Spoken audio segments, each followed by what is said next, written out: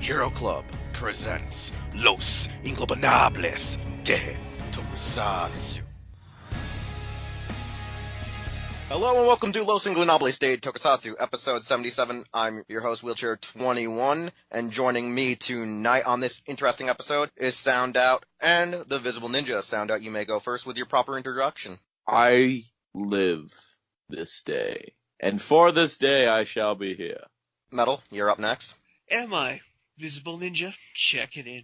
Alright, on this interesting episode, this is now our start of our little special, I guess, March, since we're going to do Metal Hero March, featuring most of the Gavan movies or Space Sheriff movies that have been released thus far, with the exclusion of the first Space Squad films, only because we previously did review them on an episode here on Los Ingobernables de Tokusatsu, as we'll be starting off with Gavan versus Gokaiger, or Gokaiger versus Gavan. But before we get into that, we did say we will talk a bit more about New York Toy Fair. Not necessarily about the Power Rangers, but other topics we want to discuss from various toy lines and series that were shown at the event. And so to start us off, let's go to Sound Out, since he was the more opinionated about Toy Fair, at least wanting to talk about stuff that's not Power Rangers on last week's episode. So, when it comes to Toy Fair this year, there was a lot of stuff that was really exciting. For me, the biggest thing by far, absolutely 100%, is Soul Tree Goken Dairugger 15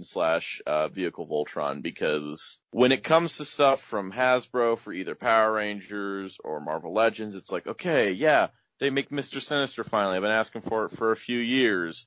Oh, they're making Power Rangers figures that are better than anything else we've had. When it comes to Dairugger 15, it's something where I've wanted a figure of Vehicle Voltron for the majority of my lifetime. And I've never had a good chance at it because there hasn't been many released. There was a vinyl figure, which doesn't cut it.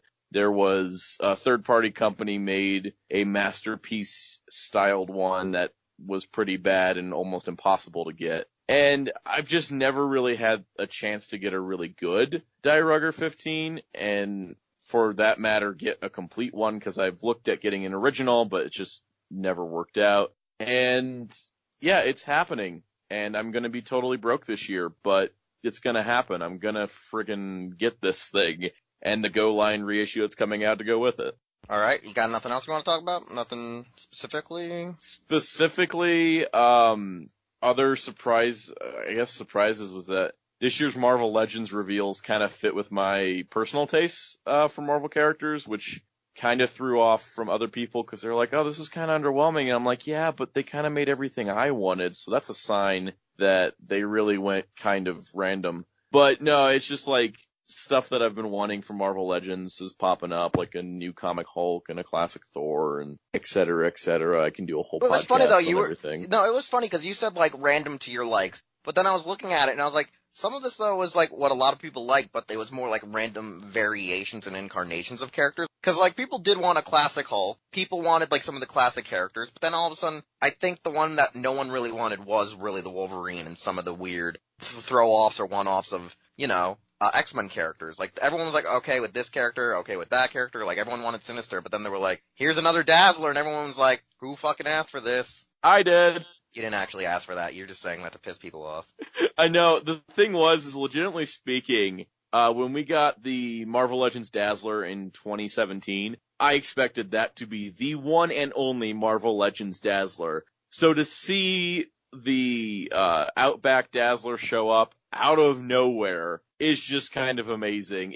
There was a very specific group of people that were very happy. I was happy to see that look because I like that look. I kind of always saw her, 70s outfit as more of, a performance outfit, but her Outback outfit is more of her, battle outfit. So that was something I wanted, but I never asked for it because I never thought that it would ever happen. It's funny, I thought that one was going to be made way before the iconic suit one because everyone hates that version of her Rockstar Dazzler. Yeah, I mean, the Rockstar one I think is just more iconic, but I guess at the time we should have taken that as a hint that, oh, hey, Rockstar's getting made. Suddenly, Outback's a possibility, or, something like that. Kind of in the same vein where they show off the Walgreens exclusive Emma Frost in her modern black costume, and everyone's saying, yeah, it's probably because they're going to put the white costume in a normal wave, which would make a lot of sense, honestly.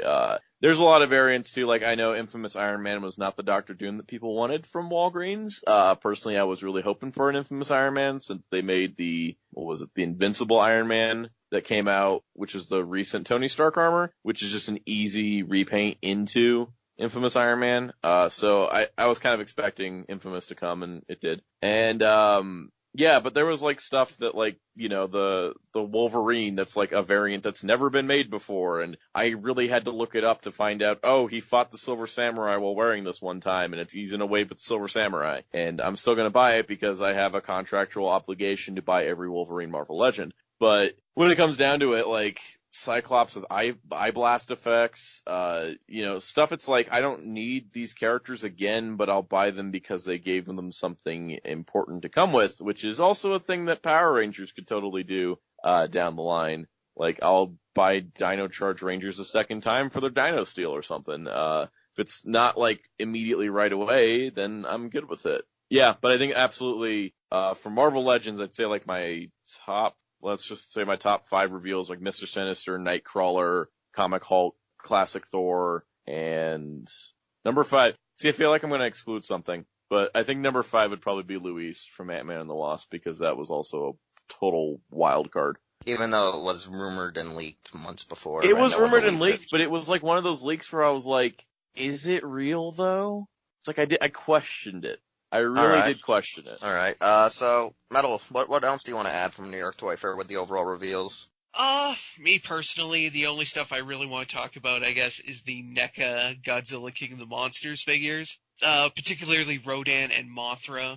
They got, like, especially the 12-inch, like, one with the lightning effects. The Godzilla looks pretty cool. The Rodan and Mothra look great, and, yeah, we're not getting Ghidorah in that size scale, so. Yeah, I was the one who told you, because you missed that announcement, was that they were like, oh, estimated, it'll be one of our highest costing figures if we ever make it. Hell, it might be almost as expensive as the Monster Arts. And that made myself, and then when I told Sound Out, do the same thing I said, going, wait, excuse me? How?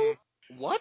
Well, either way, like I said, the Rodan and the Mothra look pretty good, as well as the other one. The other stuff that really hyped me up was Transformers, believe it or not. Not only because now there's, you know, Hasbro Pulse, which is going to be, you know, a pretty direct line for a lot of exclusives. The fact that they pretty much trotted out a couple already, namely the kind of nobody saw it coming crossover with Ghostbusters that, you know, has a Transformer turned into the Ecto-1. That's kind of batshit insane. And then redoing Siege Voyager Megatron up as the canceled combat hero Megatron, which is kind of funny. In, you know, very gaudy 90s colors, because why not? And it was instantly available, too. Yeah, except for me, because F Canada. Yeah, F Canada. Well, we blame Canada. No, you can still shop with them. You just don't get free shipping like us. Bastards. Oh, well, whatever. Anyways. Yeah, those are kind of the non-Power Rangers things that kind of blew me away. Yeah, no, for me, as we were talking about with Sound Out with Marvel Legends, there were a few that I really wanted. Most of them ended up being, I think, MCUs and, like, gift packs. Whereas, like, the single releases, it was, like, Sinister and Nightcrawler. Because, for me, I'm like, well, I do like I forgot X-Men. Scorpion and Hydro Man. No, you're not allowed to take back, no backsies. I'm not. No backs. I'm just saying, no backsies. But, no, so there's, like, a lot of things. There was a lot more Spider-Man characters and Iron Man and Fantastic Four characters or variants that I somewhat slightly expected to see at this toy fair, but we got more X-Men, which is somewhat good since they're really pushing for the fact X-Men are back, baby, and they're probably sneaking them into the MCU as quick as possible. But the thing is, though, like, I was expecting, like, a lot more of the Spider-Man variants we still haven't gotten yet, since there were rumors for them floating around for, like, ages now. Like, just, some of them seemed like false ones, but other ones seemed like real leads, because, like, there was the whole fact that there's a rumor that we're getting an actual, you know, the Clone Saga Kane, you know, not as Scarlet Spider, but as Kane with his black suit with the, you know, totally purple, won't buy that. Cape. You say that now, but you'll end up doing it. You know me. But there was, like, all this stuff of, like, more 90s variations of characters, and I was like, oh, this is gonna be amazing, this is gonna be good. And then, like, it was all X-Men, and it wasn't that I was depressed. I think it was more or less that, like, while most of the stuff was, like, certain characters I wanted, it wasn't like the previous years where it was like so abundant where I feared for my wallet. This year was like, oh no, I can actually nicely pick and choose compared to other years or the past couple of years where like, oh yeah, now here's the Build-A-Figure, and it's like, crap, I gotta buy all of these losers for this Build-A-Figure, or I'm not even gonna be able to afford it with what month it's coming out in. This time it's like, hey, look at all this stuff that you can actually moderately afford for, you type of collectors. And then they were like, but hey, you want to check our Transformers collection? And I was like, Siege, why are you killing me? Why are you sieging my wallet? Is it because Siege is in the title? Because once I saw that Springer, like, I thought I was dead because that was the Springer I've been wanting. Like, I was sort of okay with the IDW one, but me being me, when I got Generations Cup the first time was like, well, I want the real cup. And then, what was it, like, 8 years later, I got the real cup, in the Titans Return line. So, all I had to do for IDW Springer was wait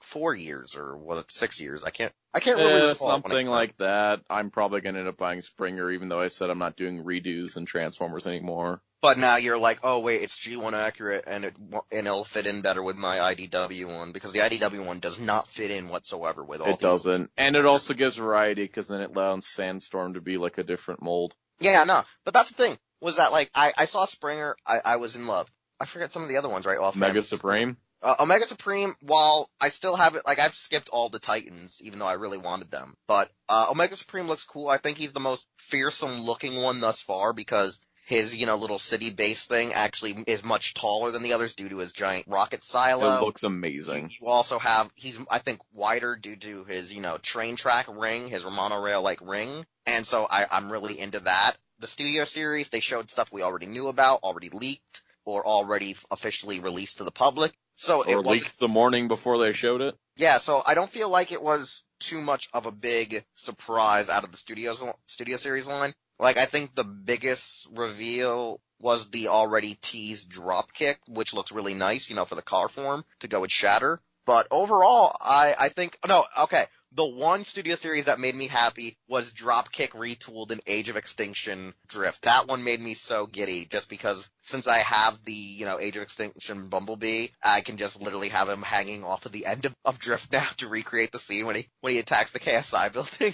What else was there? NECA, like I said, me and Metal already talked about it. You already heard us. The Ghidorah thing, just still baffling. There were cool few Godzilla toys, I think, from, what is it, Jack Pacific? I think they're making some. They look alright. They look a lot better than the first Godzilla. Yeah, the only problems toys. are Walmart exclusives. Yeah, I think that's an issue. Also, there's one thing, is Bandai's reissuing quite a few of the vinyls, as well as they're releasing to North America the Japanese exclusive vinyls that, like, the Movie Monster series that you only got with the cards and the poly bags. They're now issuing them as the American Bandai, where they're on the cardboard box and they're, what do you call it? Not tagged in there, but, they're zip corded in there. They're zip tied into the actual box. Because we're getting anime Godzilla, we're getting Shin Godzillas, we're getting the variations of Shin Godzillas. We're getting a giant anime Godzilla that costs $300. I forgot that part, but yeah, that's happening. I don't know where are they going to sell it. Africa? I'm assuming online, but I don't think it's ever going to hit. But Bandai's online presence is terrible. I don't think it's going to be in retail. I don't know either, but that overall, is a very good question.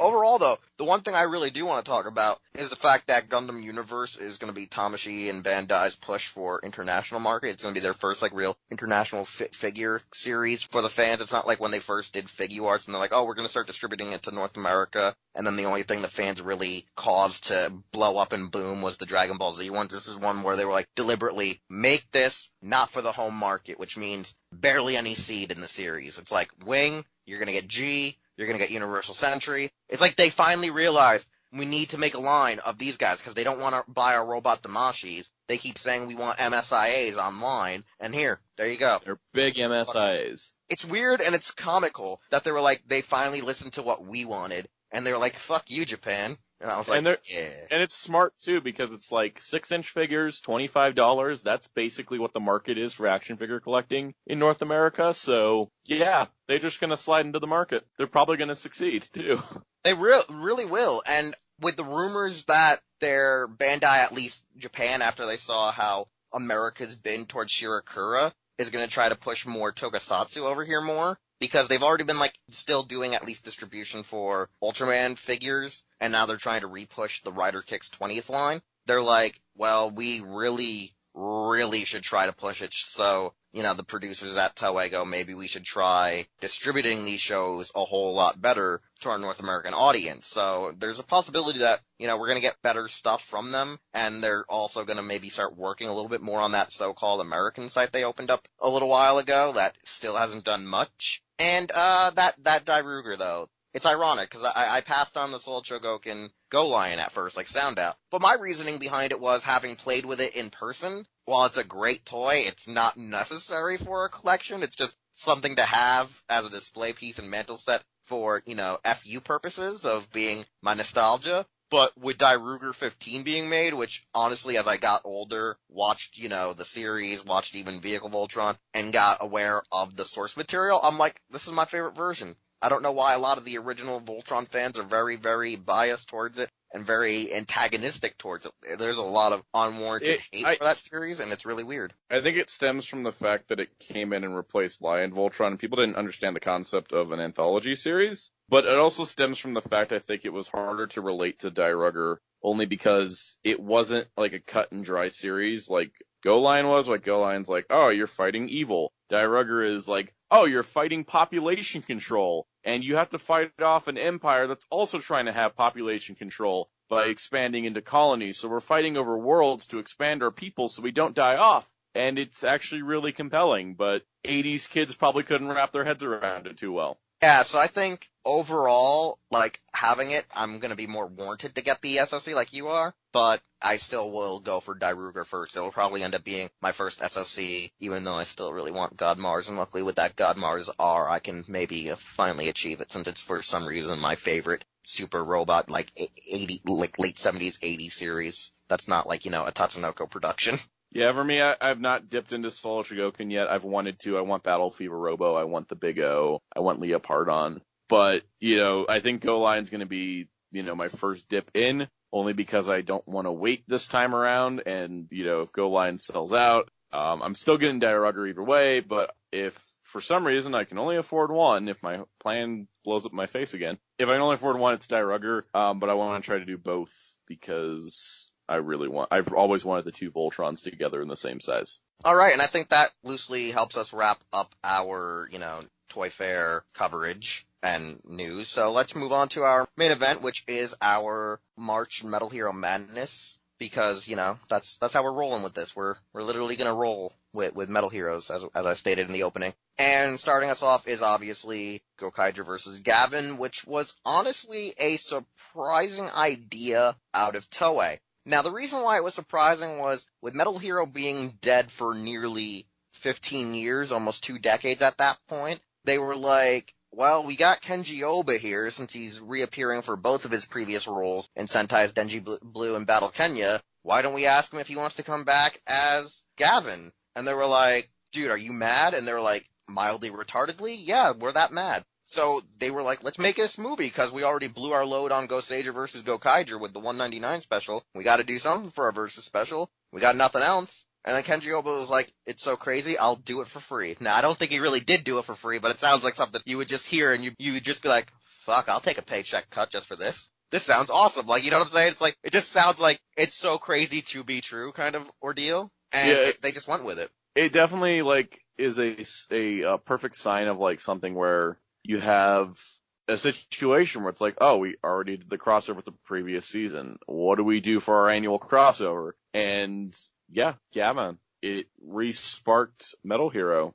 just in general. Metal Hero came back in a way after this. Yeah, and it's still coming back. Yeah, it really is. And so to, I guess, tell the story about it correctly for those who've still yet to watch it, but then most Sentai fans nowadays have seen Gokaiger, so they should have seen this. But if you're new or you haven't seen it in a while, here's a brief rundown of our story. So the Gokaigers are, oddly enough, straight out of the gates being chased down by Gavan himself. And weirdly enough, we don't really understand the depth as to why Gavan's chasing them, except that, obviously, because they're space pirates, he's been assigned to arrest them. Now, as our story advances and, Gavan actually apprehends, Gavan by himself, OG Kenji Ohba, takes on the Gokaigers. He arrests them, and we find out that it's actually kind of a crazy-ass scheme, not just between remnants of the Maku or descendants of Dawn Horror, but it's the Zangief Empire involved. Like, literally this one minion who allegedly says he's a relative of Dawn Horror, the leader of the original Gavan series, shows up and says,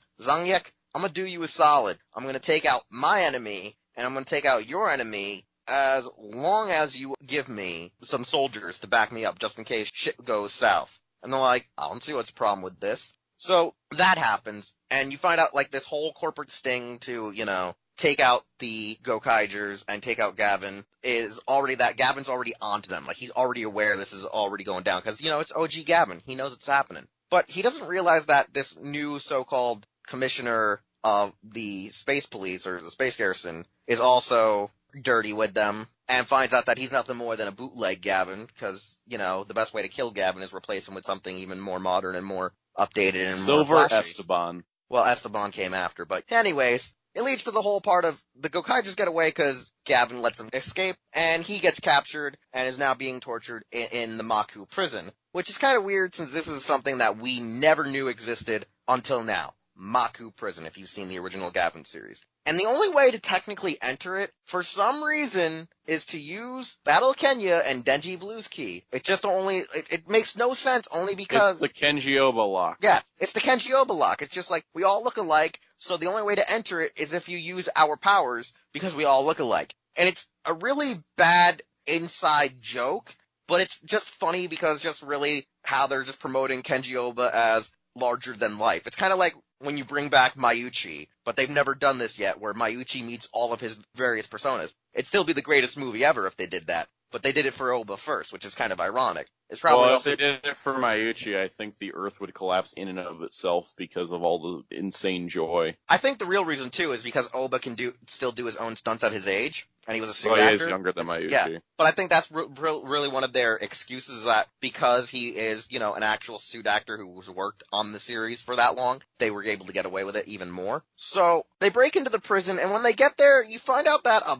bunch of old either villains turned good or still villainous people are there. Like, you have Nefaria, you have Shizuka of the Wind with Gecko, you have the 3 ministers from Go Under there. You just have almost everyone, whether they're a comedy act or at one time serious threat, somehow arrested by bootleg Gavan and the descendant of Dawn Horror. They break in, they have all these cool, great battles between either former monsters they defeated or former villains from Goseiger, and they have like this cool homage to Kenji Ohba by using Denji Blue, Battle Kenya, using other team members that would, I guess, match and correlate with his fighting style to break him out. And one of the weird things about this film is that the real reason the Gokaigers owe it to him is only because Marvelous, when he was a young child just drifting around through space, was miraculously saved by Gavan back when he was a boy. And weirdly enough, somehow, Ryoto Ozawa obviously looks like Ultraman Geed as a kid. I don't know how that works, but, movie magic. Japan just clones all their child actors. That's the answer. I guess so. I mean,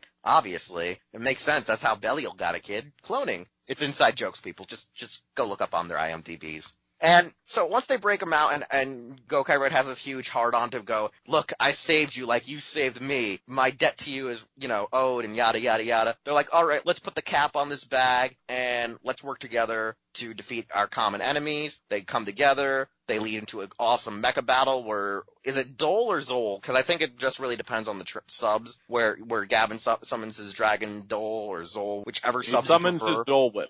Yeah, the Dole Grain. I think Dole Grain is the preferred subs with the D, not the Z. And they work together with, Kanzen Gokaio? What is I think it was just Gokaio. No, because it was the Mach Falcon and the Gorgugen fusion. I forget what the full name is. Oh, yeah, Kanzen Gokaio. Kanzen Gokaio. And they work together to finally defeat the villain. And then at the end, God miraculously shows up and tells Kenji Ohba's 3 personas to transform together so the audience can go home truly happy. What's interesting, though, about this film is throughout it, most of its score is composed by archival Gavan OST tracks, which is very rare in Gokaiger because for the episodes weekly, they rarely dove into the tribute Sentai's archival OSTs and just really went for the instrumental of the opening theme song. But for this movie, they really hit you hard with seeing or hearing Gavan's tracks over a lot of good moments. And I think that's the best way to also leave off on footnotes, is that you get this awesome scene where they transform, and most of the movie is played out to a variety of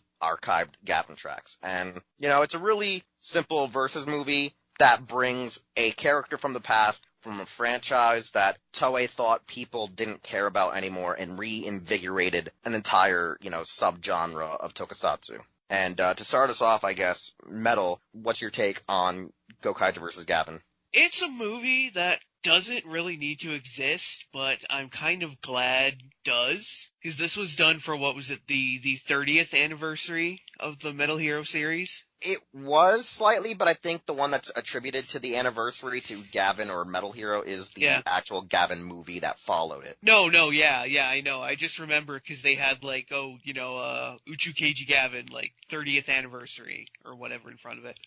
It's a movie that didn't need to exist, but I'm glad is, because we get to see Kenji Ohba. Get to see that he still kicks 70 buckets of ass, because he's Kenji mother effing Ohba. That's why. As well, get to see him, teaming up obviously with, the fan servicey frickin' mile-a-minute Gokaigers it's kind of a treat. And not to mention, some of the other things, this is the movie where we get the all pink change. And then all white and then all black. Yeah, it's definitely cool. And obviously, seeing a bunch of other little kind of cameos, when they're in the Maku prison, some, previous villains winding up in jail is kind of funny. Especially because, Shizuka the Wind's there, and so are the Gyararch ministers, who at this point are supposed to be dead, but aren't, but still are. I don't know. They're immortals. I know, but they still had, the ghost, things on their head,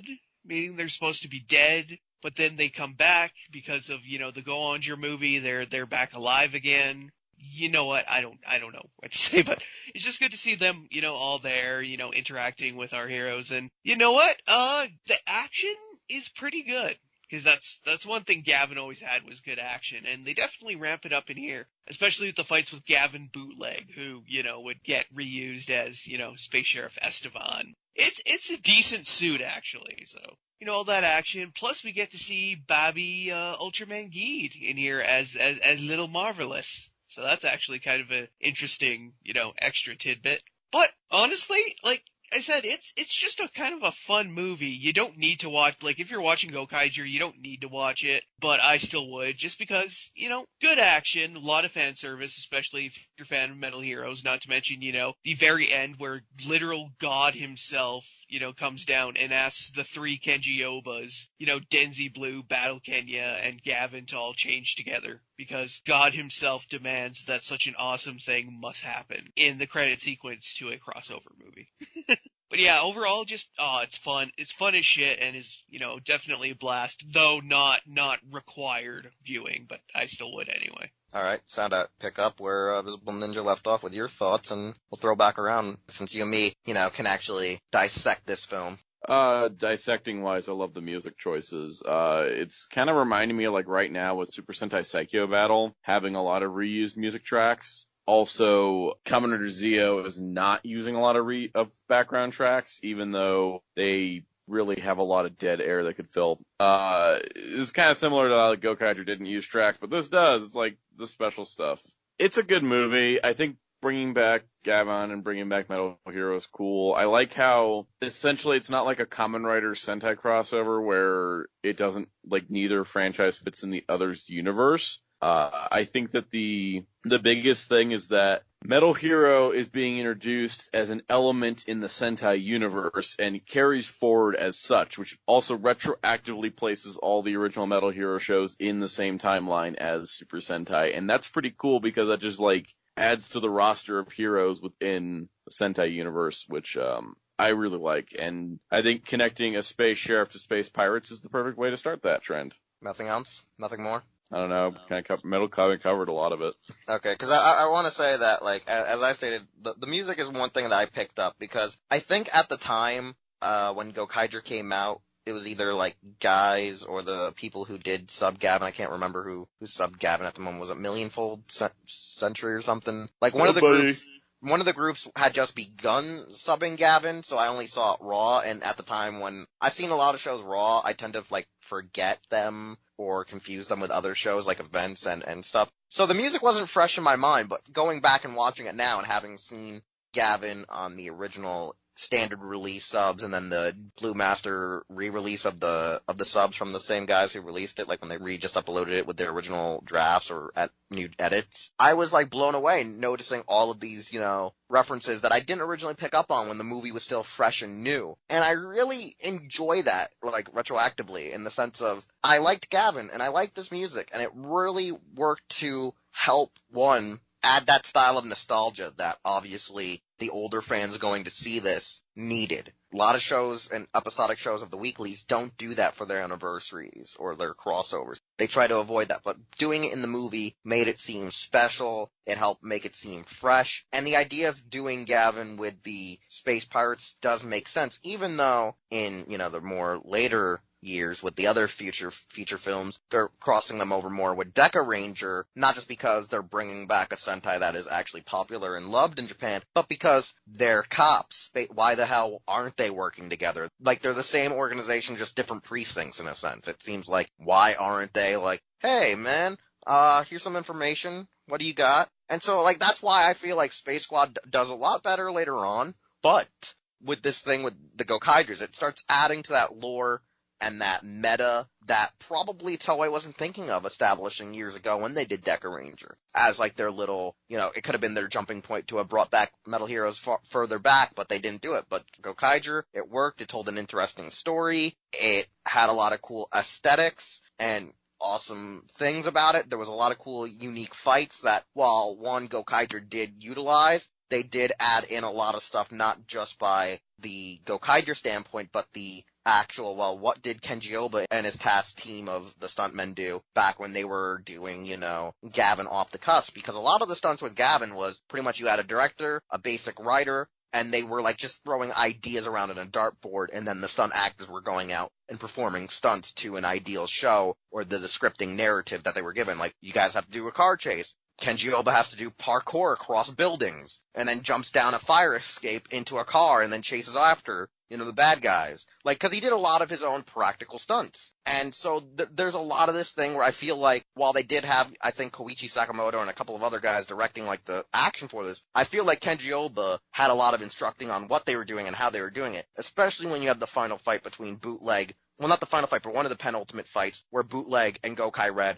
are on the rafters, swashbuckling back and forth like it's an old pirate film, which is like something straight out of not just Gokaiger, but it felt very grounded in some of the stuff Gavan was doing by using the environment, whether it was using green screen, blue screen, dark studio with mist, rocks, and crazy stuff for Maku space. But when he would do stuff where he wasn't in Maku space, it was very, in a sense, grounded and environmental. And it's a thing that carried on early on in most of your Metal Hero shows, like, say, Charavan, Metalder, Scheider, and, like, Jiraiya. Like, they felt very grounded with the environment. Like, they've done a lot of cool choreography. And so I felt like it just fell in suit. As Visible Ninja stated, the actual color coordination that we didn't get to see in the weekly episodes, they tried to close up in this film. So if you're like, well, why didn't they do a full team of pinks? You gotta go watch Gokaiger versus Gavan to get that. It's like one of those things of, there were like certain tributes where they didn't become a full team or a full color that you could only F&C in the movies. And that's one of those weird requirements that people and fans would have to do to get all of those achievements done if you wanted to check off every minute possibility, I think, in the show. I think, if I recall correctly. But overall, like Metal says, it's not too necessary to the overall plot. Like, some Super Sentai Versus films are pseudo-necessary as, like, epilogue chapters or the calm before the storm chapters. But this one kind of feels just like it was made to be just a one-off episodic adventure that has no real impact on the story whatsoever. It does have a cool, interesting scene, though, where it was the second series, I think, to feature it was the third film to do the whole, hey, look at your new Sentai coming, because the first one that it did was Go-Onger versus Shinkenger with the Goseigers. Then the Goseigers versus the Shinkengers had Gokaiger, and this one had the Go-Busters. And I think the Go-Busters one was structured in actually really well, where Bosco's like, oh, hey, everyone's gone, so I'm just going to go raid the galleon for the keys. And then the Go-Busters show up and go, yeah, we kind of been scoping out the area, and we kind of thought you might try that, so yeah, F you. And then Bosco's like, oh, another Sentai team. Don't know about you. And they're like, yeah, because it's not our time yet. And he's like, That makes sense. Like, they at least do like a kind of a nod noticing that they're keys that can't technically exist at this time yet, even though they do eventually, come into existence years later. It's one of those weird things of, you can't be a key until your show is over bullshit. It's really weird, it's wonky, and that's just how the show flows. Overall, though, it's a good start, I think, for the resurgence, because the next movie that comes up is obviously Gavan the movie, which I am pretty sure we did not review on our show yet. So I think that is the schedule for next week, as I'm checking our actual schedule that me, Sound Out, and Project formulated. Yeah, no, we're doing Gavan the movie next, and then we'll be doing the Next Generation films the week after. So overall, any last words you want to say, though, about this film before we start wrapping up, guys? If you haven't seen it, go watch it. It's a fun time. Visible Ninja, any last words for the movie portion? Well, Sound Out pretty much took the words out of my mouth. It's just a great fun movie to watch. Okay. And with that, though, we're pretty much time to wrap up our episode. It's going to be a short episode this week, only due to the fact that we've had kind of a really hectic time. Visible Ninja's sick or just getting better from his cold. I've been having issues with bad windstorms here in the Northeast. We've had very hurricane-like winds. We've had snow. We've had rain. We've had a lot of things thrown at us recently. Not a full northeastern that you would expect, but something on those lines. So we'll be wrapping up now, and so to start us off, Visible Ninja, tell people what you do, where they can follow you, and etc. Well, what I do is what I please. Anyways, you can check me out.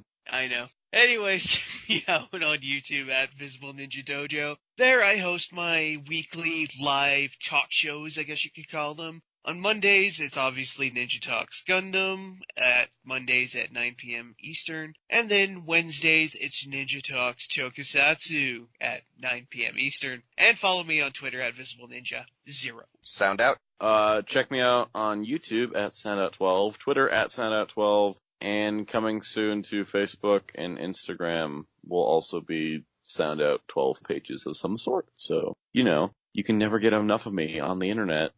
Because I want to provide wonderful content to all of it. And I'll probably lose my mind in the process. Alright, I'm Wheelchair21 on YouTube, Twitter, and Facebook. Instagram is Taja_Doyle. I do mostly, toy reviews, mostly mini-plot, sometimes figure arts. And, depending on how good Power Rangers toys are, wink wink, nudge nudge, Hasbro toys, will be on my channel. As well as some Godzilla stuff and other miscellaneous things here and there. And, as for Hero Club, when it comes to what we do, you normally see it in the outro with Hero Club for Life practically everywhere, as well as we do on Twitch, stream Visible Ninja's shows that he already brought up, both Tokusatsu and the Gundam show, as well as we'll be probably trying to make new original content, maybe some movie riffs, maybe some new shows, and whatnot that will premiere either on Twitch exclusively or on YouTube. It all depends on how things roll, and we'll see you all next time with episode 78, our review of Gavan, the movie.